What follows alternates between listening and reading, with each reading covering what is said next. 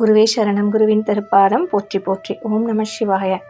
நாளை சிவன் ராத்திரி அனைவருக்குமே தெரிந்திருக்கும். சிவன் ராத்திரி 4 கால பூஜையுமே மிக மிக முக்கியமானது.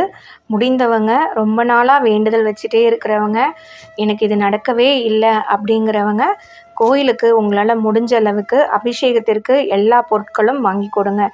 எதுவுமே என்னால் வாங்க முடியாத சூழ்நிலையில் இருக்கிறேன் அப்படின்னா அருகம்புல் நிறைய வாங்கி கொடுங்க. நீங்கள் வாங்கவே வேண்டாம். எல்லா செடிகளுக்கும் இடையிலேயே அருகம்புல் நிறைய இருக்கிறது. எடுக்கும்போது மட்டும் பார்த்து எடுங்க. எடுத்துகிட்டு கழுவிட்டு நீங்கள் கோயிலுக்கு கொண்டு போய் கொடுத்துருங்க. முடிஞ்சால் கூடவே விபூதி வாங்கி கொடுங்க.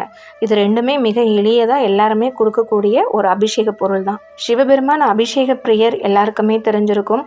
அதுவும் விபூதினா அவருக்கு ரொம்ப இஷ்டம். அதனால் முடிஞ்சவங்க கண்டிப்பாக விபூதி வாங்கி கொடுங்க.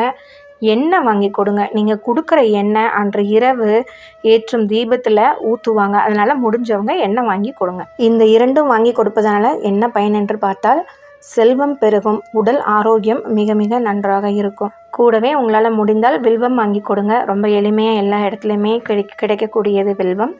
நீங்களும் வீட்டில் வில்வத்தால் அர்ச்சனை செய்யுங்க. 108 தடவை இல்லை, அதற்கு மேலேயும் ஒவ்வொரு காலமும் 4 காலமும் வில்வத்தால் அர்ச்சனை பண்ணுங்கள். அதற்கு முன்னாடி 4 காலமும் முடிந்தால் அபிஷேகம் பண்ணுங்கள். இல்லை என்னால் 4 காலம் அபிஷேகம் பண்ண முடியாது அப்படின்னிங்கன்னா ஒரு காலத்தில் அபிஷேகம் பண்ணுங்கள். மீதி 4 காலமும் அந்த ஒரு காலத்தையும் சேர்த்து 4 காலமும் அர்ச்சனை செய்யுங்க. உங்களால் முடிஞ்ச நெய்வேத்தியம் வச்சு வீட்டிலையே நெய்வேத்தியம் பண்ணுங்கள். இதற்கெல்லாம் மிக மிக முக்கியமானது, சிவன் ராத்திரி அன்று முழித்திருந்து தியானம் பண்ணுங்கள். உங்களால் எவ்வளவு நேரம் முழித்திருக்க முடியுமோ அவ்வளோ நேரம் இருந்து தியானம் பண்ணுங்கள். எதுவுமே நீங்கள் சொல்ல வேண்டாம். அமைதியாக உங்கள் கண்களை மூடிக்கொண்டு பூஜை ரூமில் அல்லது எது உங்களுக்கு பிடித்தமான இடத்துல வீட்டில் உட்காந்து தியானம் பண்ணிக்கிட்டே இருங்க. முடிஞ்சவங்க ஓம் நம சிவாய சொல்லிக்கிட்டே இருங்க. இது பண்ணிங்கன்னா உங்கள் ஆத்மா அவ்வளோ ஒரு சந்தோஷப்படும்.